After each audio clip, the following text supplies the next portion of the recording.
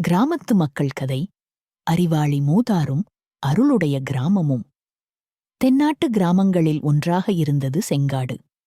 இந்த கிராமம் நீண்ட காலமாக அமைதி, அன்பு, ஒற்றுமைக்குப் பெயர் பெற்றது. காலைப் பொழுதில் கற்றாழ இலைகளிலும் நெற்பயிர்களின் முனைகளிலும் மண்மணம் வீசியிருந்தது. கிராமத்தார் எல்லோரும் குடும்பத்தைப் போல வாழ்ந்தனர். அந்த கிராமத்தின் நடுவில் இருந்த பழைய ஆலமரத்தின் கீழே தினமும் ஒரு மூதார் அமர்ந்திருப்பார். அவரை எல்லோரும் பெரியப்பன் என்று அழைப்பார்கள். பெரியப்பன் பார்ப்பதற்கு சாதாரணவர் போல இருந்தாலும் அவர் சொன்ன ஒரு வார்த்தை யாருடைய மனத்தையும் அமைதியாக மாற்றிவிடும். அவரின் அறிவால் கிராமம் பல பிரச்சனைகளிலிருந்து தப்பியது. ஒருநாள் கிராமத்தில் பெரிய சச்சரவொன்று எழுந்தது. கிராமத்தின் இரு முனைகளில் இருந்த 2 குடும்பங்கள், கண்ணையன் குடும்பம் மற்றும் வேலையன் குடும்பம், தங்கள் வீட்டின் மத்தியில் ஓடும் சிறிய ஓடைக்கான உரிமை குறித்து தகராறு செய்து கொண்டனர். கண்ணையன் சொன்னான், இந்த ஓடை என் தாத்தா காலத்திலிருந்து எங்க வீட்டுக்கு தான் சொந்தம். அதற்கு வேலையன் சொன்னான், அது என்ன பேசுற? அந்த ஓடை எங்க பக்கத்திலிருந்து வந்துதான் வெளியேறுது. அது எங்களுக்கு தான் சொந்தம் என்று இருவரும் கத்திக் கொண்டனர்.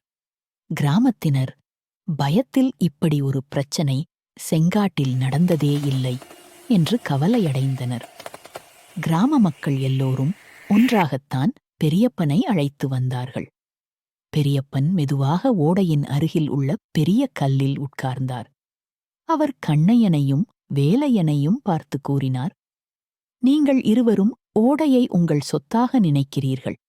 ஆனால் ஓடைக்கு யாருடைய பெயர் எழுதப்பட்டிருக்கிறது? இருவரும் அமைதியாக நின்றனர். பெரியப்பன் தொடர்ந்தார், ஓடையை யாருடைய தந்தை உருவாக்கினார்கள்? யாருடைய குடும்பம் அதை இங்கே கொண்டு வந்தது? அவர்களிடம் பதில் இல்லை. பெரியப்பன் சிரித்தார். ஓடை, ஓடும் தண்ணீர், மழை, இவை யாருடைய சொந்தமில்லைப்பா. இயற்கை நமக்கு கொடுத்த பரிசு. மனிதன் அதை பகிர்ந்து கொள்ள கற்றுக்கொள்ள வேண்டும் என்றார். ஆனால் இவ்வளவு சொல்லியும் கண்ணையன், வேலையன் இருவரும் கேட்கவில்லை. தங்கள் மனதில் பிடிவாதம் இன்னும் இருந்தது. இருவரையும் பெரியப்பன் ஒரு எளிய பரிசோதனைக்குக் கூட்டினார். அவர் இருவருக்கும் ஒரு மண் குடுவை கொடுத்து சொன்னார், இந்த குடுவையை ஓடையின் நீரால் நிரப்பிக் கொண்டு வாருங்கள். இருவரும் ஓடைக்குப் போயினர். ஆனால் 2 வீட்டின் முன் ஓடை 2 திசை ஓடுகிறது. கண்ணையன் எடுத்த தண்ணீரும் வேலையன் எடுத்த தண்ணீரும் இருவரும் கொண்டு வந்தபோது வித்தியாசமாகத் தெரியவில்லை. பெரியப்பன் குடுவைகளை பார்த்து சிரித்தார். தண்ணீரை நீங்கள் எங்கிருந்து எடுத்தீர்கள் என்றாலும் தண்ணீர் தண்ணீரே. அது யாரையும் பிரிக்காது, அது யாருக்கும் விரோதமில்லை.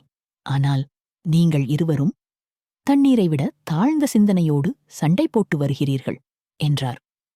கிராமத்தார் எல்லோரும் தலை குனிந்தனர். அன்று இரவு கிராமம் முழுவதும் மின்னல் மேகம். மழை அதிகமாக பெய்தது. அடுத்த நாள் காலை கிராமத்தார் ஓடைக்கு வந்தபோது ஓடை பல திசைகளுக்கும் பிளந்து கண்ணையன் வீட்டின் பக்கத்துக்கும் வேலையன் வீட்டின் பக்கத்துக்கும் சமமாகப் பாய்ந்தது. பெரியப்பன் சிரித்தார். இயற்கை நமக்கு ஒரு பாடம் சொல்லுது. நல்ல மனம் இருந்தால்தானே பகிர்ந்து கொடுக்கும்.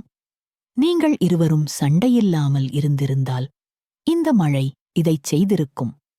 கண்ணையன், வேலையன் இருவரும் வெட்கப்பட்டார்கள்.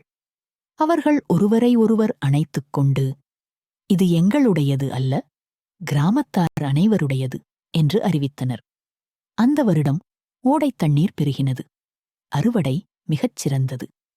செங்காடு கிராமத்தில் மகிழ்ச்சி ஒலிக்கக் காரணம் ஒற்றுமை, பகிர்வு, அன்பு, மனதில் உள்ள அகந்தையை விடுவது. கிராம மக்கள் எல்லோரும் பெரியப்பனைப் போல சிந்திக்க கற்றுக்கொண்டார்கள். கதையின் கருத்து இயற்கைக்கு என் நல்லது உன் என்று இல்லை. அதனை பகிர்ந்து கொள்ளும் மனம் கொண்டவர்களுக்கே உண்மையான அமைதி கிடைக்கும்.